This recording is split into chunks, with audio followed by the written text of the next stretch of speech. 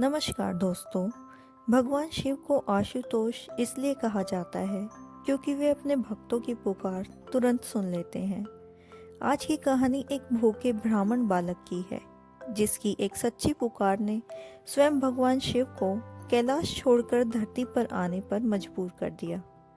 बहुत समय पहले की बात है। काशी के पास एक गांव में देवदत्त नाम का ब्राह्मण बालक रहता था। उसका परिवार बहुत गरीब था। अक्सर कई दिन बिना भोजन के गुजर जाते, लेकिन देवदत्त हमेशा कहता, मेरे पिता तो भगवान शंकर हैं, वो मुझे कभी भूखा नहीं रहने देंगे। गांव वाले हंसते और कहते, शिव जी कब आते हैं तेरे घर, खुद मेहनत कर और खाना जुटा। देवदत्त मुस्कुराकर कहता, जब मन से पुकारो तब शिव जी जरूर आते हैं। एक दिन पूरे गांव में भयानक अकाल पड़ गया। लोगों के घर में अनाज तक नहीं बचा था। देवदत्त और उसकी माँ 3 दिन से भूखे थे। भूख से कमजोर होकर माँ बोली, बेटा मैं आज भी तुझे कुछ नहीं दे सकती। देवदत्त ने माँ के आंसू पोंछे और घर के बाहर बैठकर शिवलिंग की तरफ देखा। उसने हाथ जोड़कर कहा, भोलेनाथ, अगर सच में आप मेरे पिता हो तो आज अपने बच्चे को भूखा मत सुलाना। यह कहते ही उसके गालों पर आंसू गिर गए। उस समय गांव के बाहर एक साधु आया, सिर पर जटाएं, हाथ में त्रिशूल, शरीर पर भस्म। उसने देवदत्त के घर की चौखट पर आवाज दी, बेटा देवदत्त, कुछ भोजन स्वीकार करोगे? देवदत्त बाहर की ओर दौड़ा और साधु के चरण में पड़ गया।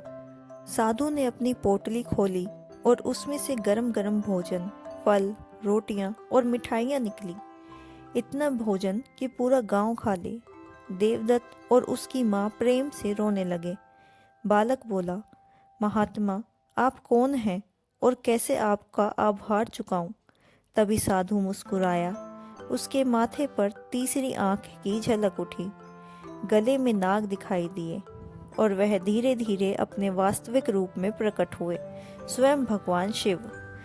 देवदत्त स्तंभ, माँ बेहोश, पूरा घर प्रकाश से भर गया। शिवजी बोले, बेटा, पिता अपने बच्चों को कभी भूखा नहीं रहने देता। तुमने मुझे सच्चे हृदय से पुकारा, मैं कैसे ना आता। देवदत्त रोते हुए शिवजी के चरणों में पड़ गया। तो दोस्तों, देवदत्त की कहानी हमें यह सिखाती है कि भगवान को आवाज देने के लिए मंदिर की बड़ी पूजा जरूरी नहीं, बस एक सच्चा दिल और विश्वास चाहिए। भक्ति में शक्ति होती है और शक्ति हमेशा अपने भक्त की रक्षा करती है। अगर आपको यह वीडियो प्रेरणादायक लगी हो तो वीडियो को लाइक करें, शेयर करें और हमारे चैनल को सब्सक्राइब करना ना भूलें। मिलते हैं अगली ऐसी ही वीडियोस के साथ। हर हर महादेव।